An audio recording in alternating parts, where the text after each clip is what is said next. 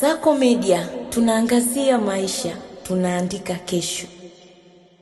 Mahakama ya Hakimu Mkazi Kisutu imepanga leo Jumanne Januari 13, 2026 kuanza kusikiliza ushahidi wa upande wa Jamhuri katika kesi ya kuchepusha fedha na kuisababishia Wizara ya TAMISEMI hasara shilingi milioni 165 inawakabili washtakiwa 13 wakiwemo wakuu wa idara ya manispaa ya Kigamboni.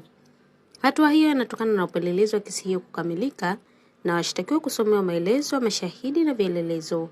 Pia mkurugenzi wa mashtaka nchini yani DPP amewasilisha kibali cha kuruhusu kesi hiyo kusikilizwa mahakamani hapo.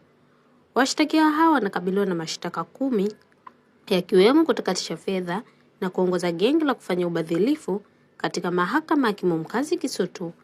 Tarehe hiyo imepangwa na Hakimu Mkazi Mkuu Hassan Makube anayesikiliza kesi hiyo. Tayari washtakiwa hao wameshapewa nyaraka muhimu ikiwemo maelezo ya mashahidi na vielelezo kabla ya kesi hiyo kuanza kusikilizwa. Nikusihi mtazamaji wa Kasako Media, kwa update zaidi unaweza kutufuatilia kupitia mitandao yetu mbalimbali ya kijamii ambapo Instagram na Facebook ni Kasako Media. Kasako Media, tunaangazia maisha, tunaandika kesho.